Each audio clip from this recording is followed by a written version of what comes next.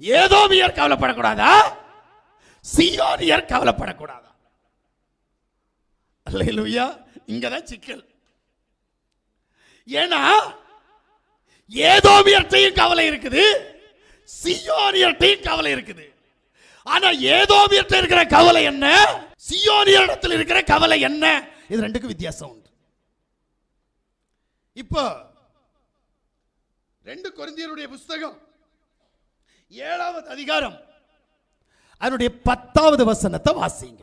தேவனுக்கேற்ற துக்கம், ஆமென், பின்பு மனஸ்தாபப்படுவதற்கு இடமில்லாமல், தேவனுக்கேற்ற துக்கம் பின்பு மனஸ்தாபப்படுவதற்கு இடமில்லாமல், ரட்சிப்புக்கு ஏதுவான மனம் திரும்புதலை உண்டாக்குகிறது. ஆமென். லௌகிக துக்கமோ மரணத்தை உண்டாக்குகிறது. இங்க 2 துக்கம் இருக்கு.